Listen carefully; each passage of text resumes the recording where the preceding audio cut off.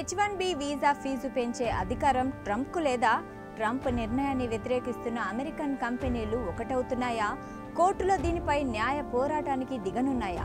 జరుగుతున్న పరిణామాలు ఇదే చెబుతున్నాయి. ట్రంప్ తీసుకున్న నిర్ణయంపై న్యాయ పోరాటం చేసే అంశాన్ని ఆ దేశ ఛాంబర్ ఆఫ్ కామర్స్ పరిశీలిస్తోంది. అయితే ఈ పోరాటానికి ఎన్ని కంపెనీలు మద్దతు ఇస్తాయనే దానిపై ఓ అవగాహనకు ఇంకా రాలేదు. దీనిపై సంప్రదింపులు నడుస్తున్నాయట. చాలా అమెరికన్ కంపెనీలు H1B వీసాలపై ఆధారపడి పనిచేస్తున్నాయి. కేవలం అమెరికన్లకే ఉద్యోగాలిచ్చి కంపెనీలు నడపాలి అంటే అది జరిగే పని కాదని ఆ కంపెనీలు భావిస్తున్నాయి. శాలరీ విషయం ఒకటే కాదు, వర్క్ విషయంలో భారతీయులు, చైనీయులు చేసే కమిట్మెంట్ స్థానికుల నుంచి ఆశించలేమని భావిస్తున్నాయి. యుఎస్ ఛాంబర్ ఆఫ్ కామర్స్ 2020లో నాన్ ఇమిగ్రేషన్ వీసాల జారీ నిలిపివేయాలన్న నిర్ణయంపై కూడా కోర్టుకెళ్లింది, గెలిచింది. ఇప్పుడు కూడా అదే బాటలో ఉందని చెప్తున్నాయి.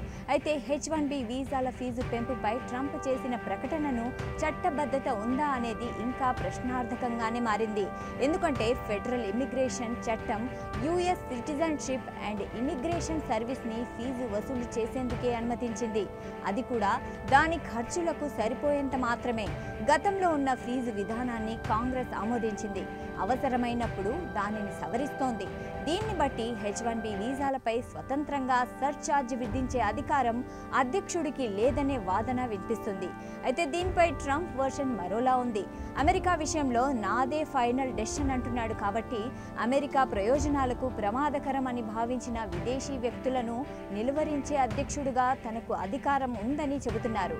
అది వీసాల గురించైనా, వీసా ఫీజు గురించైనా, లేదా వలసల్ని డిపోర్ట్ చేయడమైనా తన నిర్ణయమే ఫైనల్ అనే ధోరణి ట్రంప్ది. ఎందుకంటే గతంలో కొన్ని ముస్లిం దేశాలపై ట్రావెల్ బ్యాన్ విధించినప్పుడు కూడా ఈ అధికారాన్నే వాడుకున్నట్లు ఆ దేశ సుప్రీంకోర్టులో వాదించారు.